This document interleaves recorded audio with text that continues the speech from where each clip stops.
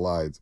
Real quick, one more joke from SFA Trevor as we put a bow on our walk of faith. Oh, my God. SFA Trevor actually makes a good point.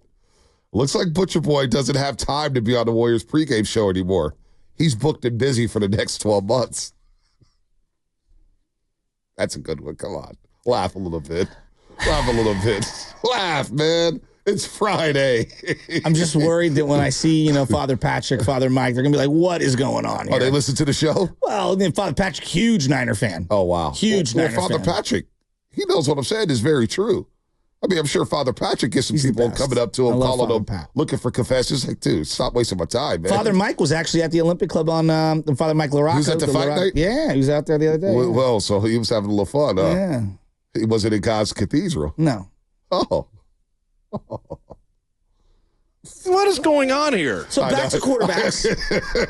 God is not going to strike us down, Shaska, I promise you. God knows. God likes to joke, too. That's why comedy has existed. He likes to laugh. He does. Oh, that's a funny joke. Like, God is good. God is really good. She's well-rounded. Hear Loveman through the glass laughing. Loveman, do you pray? He prayed to Miami got a quarterback this summer. Can we get a quarterback? And you know what? God says, you know what, Loveman, you suffer so long. Cam Ward, they're going to leave Pullman, Washington. Let's go to South Beach, Miami.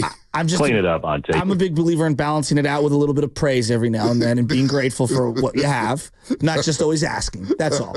That's why I don't ask God for everything. I talk to him like once a year in terms of prayers. But ain't nothing you can do about it. The relationship is just, it's an open door. It's an open book. Like you send a text down right now. Hey, Bonte, hurry up and talk quarterbacks, man. All right, let's talk quarterbacks. Watching Tua last night. Mahomes is number one, right? He's the quarterback we're all taking. Yeah, clearly. Josh Allen, I think, has closed the gap on Mahomes. I'm not taking Josh Allen over Mahomes, but I think Josh Allen is widening the gap over the next best quarterback. It's Mahomes 1, gap, Josh Allen 2, and I think there's a big gap after Josh Allen. But you know what? That third quarterback, everybody keeps talking about Joe Burrow, Joe Burrow, Joe Burrow, Joe Burrow, Joe Burrow. No, it's not Joe Burrow.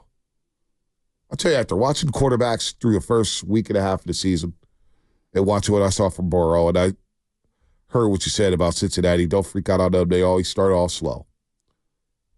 Right now, Brock Purdy's a better quarterback than Joe Burrow.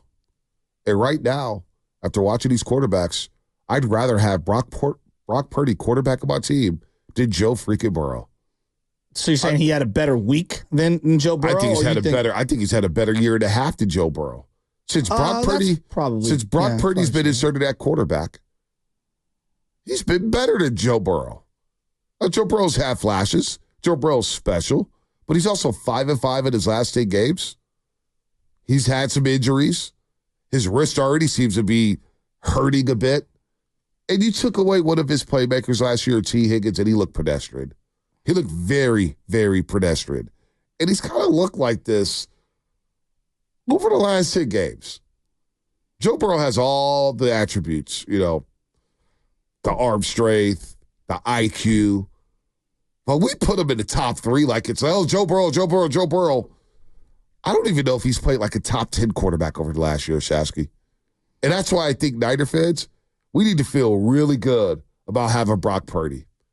Right now, he's one of the 5 best quarterbacks in the NFL. One of the 5 best quarterbacks in the NFL. And right now, I think he's better than Joe Burrow. Well, I think Joe Burrow, I don't know if he's hurt, I don't know what, but the reason why he gets elevated into that upper echelon is because he's beaten Lamar in the playoffs. He's beaten Josh Allen in the playoffs. Did the Bengals beat Lamar? Yeah. I'm looking at it right here. In the playoffs? Round. Yeah, 2022. Oh, in Cincinnati? Was that game in Cincinnati or was that in Baltimore? Yeah, in Cincinnati, yep. Yeah. 24-27. 24-17, excuse me. Lamar didn't play that game. That was, I think that was Huntley. Well, but he's beaten them. And then he's beaten Josh Allen. And he's beaten Patrick Mahomes. That's why. I mean, you're asking why. It's pretty simple. Also, I look at the team that he took over. There's a Steph Curry quality when you take over the Cincinnati Bengals, okay? Like, I think it holds more weight. Had he done this with a more established team, with a more established coach, I think there'd be more pessimism on him. Like, look what Brock Purdy inherited, a team that won double-digit games 3 out of the 4 years prior.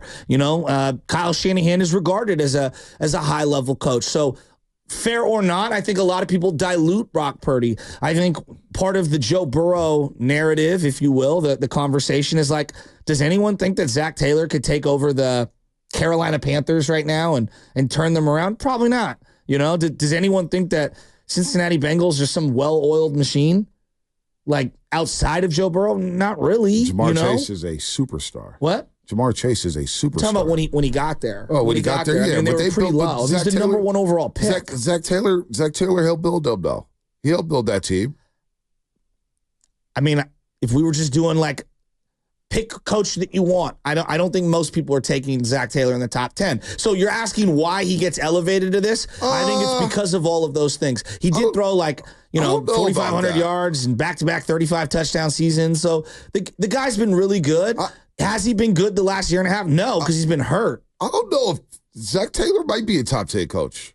Andy Reid, McVay, Shanahan, Sean McDermott. I'm throwing them in there. Okay.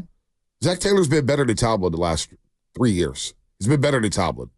John Harbaugh, put him in there. Okay, 5. Who else? You put DeMeco? LaFleur. Oh. Done it with 2 different quarterbacks. I mean, Bengals been in the playoffs, man.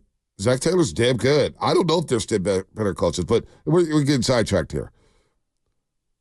Burrow, sure, he gets the credit for going to Arrowhead, and they get the win, and they go to the Super Bowl, and they had that run, and he got sacked a lot. I get it.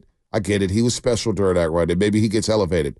But since that moment, you started in 2023, or excuse me, the late 2022, I don't know if Joe Burrow. I mean, I look at that playoff run. Yeah, they beat Baltimore, but Lamar Jackson wasn't in that game. They go to Cincy, they win, they take Mahomes down to the wire. I get it. Purdy just took Mahomes down to the wire. Well, and they beat him, too, A few years ago. Yeah, they beat him. A couple years ago. And when you beat Josh Allen. But since the beginning of 2022, I think Purdy's been a better quarterback. And right now, I think I'd rather have Brock Purdy than Joe Burrow. I don't know if Joe Burrow's going to be able to last. Well, that's a different question. You look at him play a quarterback against the Patriots. Guy looked stiff in the pocket. He looked unsure of himself. And so for all the people who say, oh, man, take away Brock Purdy's weapons. Well, it looks like if you take away Joe Burrow's weapons, he looks like a very average quarterback. Well, I think he's still really good. And he's obviously going through some sort of a slump right now or an injury or whatever. Why people elevate him is because, he's done the one thing that almost no one's done is like beat Mahomes, right? There's so few people have been able to do it, especially in the playoffs. It's literally Burrow and Brady. And really, that's the only two guys. And I look at that. I'm sorry. I look at that. And it does make me cringe a little bit when we say this guy beat that quarterback when they don't even play against each other, but that's the way we speak. Kansas City blew that game. Well, okay, but you could also say that the Bengals blew the game where they pushed Mahomes out of bounds late, and then they got a field goal. I'm just saying, like we can go back and forth on that. It was tight. I mean, he's played them. He's played them very well, and Mahomes himself has said like that's one of the few guys that I fear. So you're listening to the legends talk. Well, in that game against Kansas City, Joe Burrow threw 2 picks. Threw 2 picks. The one that they won. The one that they lost. He threw 2 picks. Okay. Threw 2 picks. Threw for 300 yards. 5 times. Threw for 270. Okay. Threw for 270. Threw 2 picks. Wasn't really good in that game. He was okay. He threw a big pick. So I think you're standing alone on this one, and that's fine. I think that he's a really good player. Whether Brock's playing better football right now, I think clearly Brock's playing better football. That's all I'm saying. I would rather have Brock Purdy today, right now, than Joe Burrow. Because I don't like what I'm seeing from Joe Burrow. I don't like the sides. I'm not ready. I don't know. And I think the hype on Joe Burrow, he's living off those AFC Championship wins from a couple seasons ago. But over the last year and a half, Brock has been better. It's okay to say it. What about when he came to Levi's and dismantled the Niners? Does that hold any water? It was great. But we also knew the Niners didn't have Trent Williams and Deebo Samuel. We also realized that the Niners had a short week, and they were playing the Bengals off a bye week. And it was obvious that the Bengals were just a step quicker in that game. Again, the Bengals are coming off a bye week before that football game. Coming off a bye week, Niners coming off a short week, Monday Night Football, and a quarterback who hadn't practiced all week. That was a schedule loss. See, I'll take your bigger point, which was like, all right, Mahomes, and then it feels like a little bit of room, and then you got Allen, and then a little bit of room. And then I think on any given day, it can be Lamar, it can be Burrow, Stafford, Purdy can be up there. I think there's a variety of guys that could throw their name into the mix and be considered one of those guys on any given day. And so I think the margins are very thin. I think Purdy's perfect for what the Niners do. I think Burrow's really good for what Cincinnati wants to do. And it's very, very, very, very close. I don't think it's that far off one way or the other. I just think right now Purdy's played a lot better football than Burrow. A lot better football. And he has, and the data tells you he has over the last year and a half. He's played better football. He just has. It's okay to admit it.